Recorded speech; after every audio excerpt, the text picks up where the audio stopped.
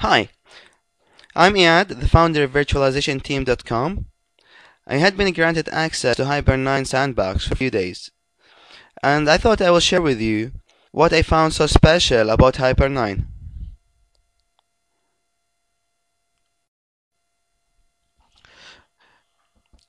When I first was granted access to Hyper9 Sandbox, I was wondering, what make Hyper9 different?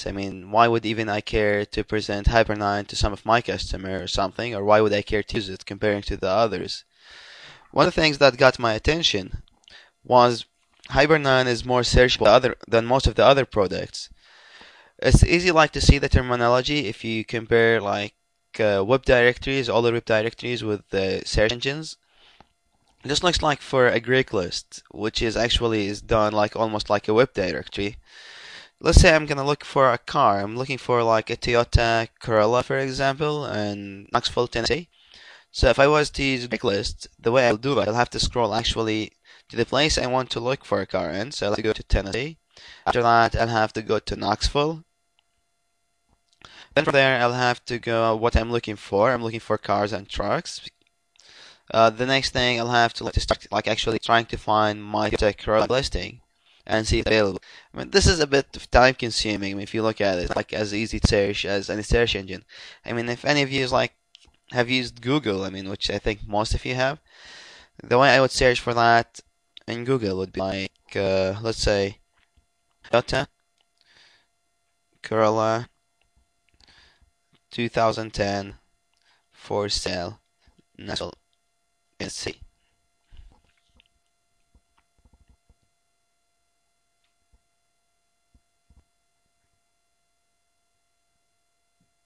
Okay, and immediately you got basically the reply for all. Just one hit and you got all the answers in normal search engines. How does this correlate to your performance monitoring? Let's say for example you want to look for all virtual machines that have CPU utilization less than 20%, but have 4 virtual CPUs allocated to it. It's just you want to try to find how many machines have been over allocated with the CPU. In normal performance softwares, you actually will have to go and look for the virtual machines which is underutilized and get the list of that. Then after that, you'll have to go and look in the other list of virtual machines which have actually 4 CPUs. So it's a lot more work. And in a second, I'll show you how that's done in Hyper9. It's just you just could search it for whatever you need.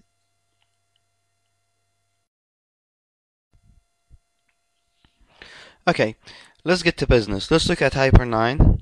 As I logged in with my username and password to Hyper9, the first screen I could see is it's a view videos which show you how to use the product. But I'll not go through this. Actually, let's look at my environment.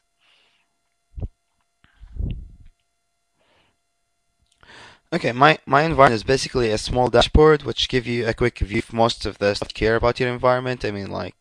Total virtual machines up and stuff like that, how much memory usage and stuff like that. Okay, but let's go back to our example. If you remember, I was saying I wanted to look for a virtual machine which have 4 CPUs and that's the utilization is not high on it. So let's make a search for that. How would I find that out? Okay, if I could look at the search engine bar on the top, I'm gonna clean up whatever was in there. Okay. So what I want to search for is basically I'm searching for VM. You got the option to search for by VMs or hosts. So what I'm looking for is VMs basically. Okay, now I want to add the parameters that I want to search for. So all I have to do, hit add. Okay, basically what I want to look for is so many parameters are out there. So let's start with CPU. If I don't know what I need to look for, I could just type CPU. And it show me all the parameters that I probably could have for a CPU. So the one we needed, we need this we care to see the CPU count of 4 or more. So I'll do CPU count for 4 for now, for example. And I want to look for ones which have a CPU utilization or CPU load if over less than 20%, which that will be between 0 and 20%. So let's look at CPU load. Okay, so maybe we'll look for the weekly CPU load, virtual machines that have not been utilized over 20% for the past week. So I'll add that, and here it's giving me the percentage I want to use. So I'll use between 0 and 20%. And I think I clicked host by mistake.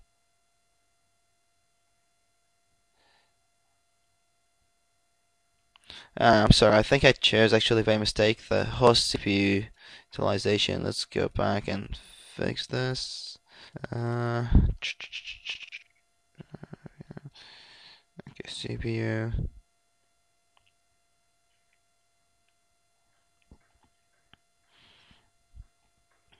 Okay, so let's look at the VM CPU load.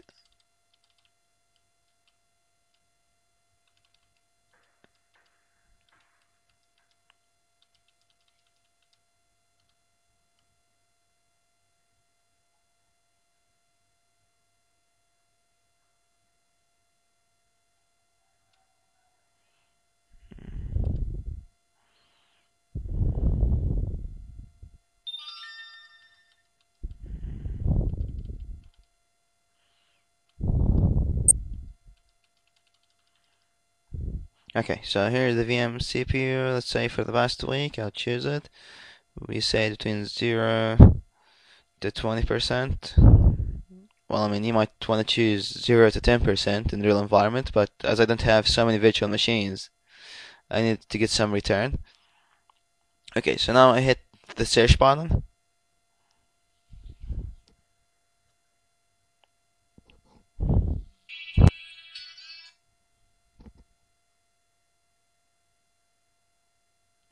And as you can see, it have returned all the virtual machine in my environment, which have 4 CPUs, 4 virtual CPU attached to them, and it has less than 20% utilization, as you see.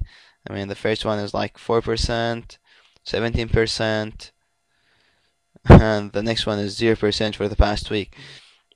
This is beautiful. I mean, like I could know these like out of my over allocated virtual machines. I could do this for a lot of other stuff as well. I mean, this is not the only thing you can do, but this is what just like a simple example. One thing more beautiful for this, I mean, you don't have to conduct the search again every time. What I can do, I could save my query. Like, let's say I could do save as over here.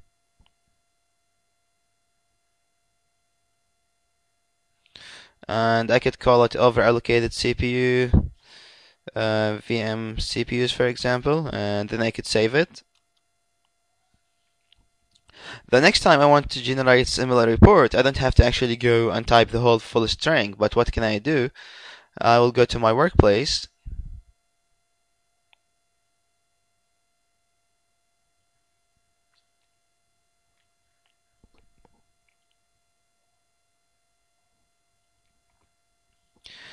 And if you remember, we have called it overallocated VM CPU. If I click on that, I could actually re-execute it again at any time I want, or I could export whatever earlier result was there.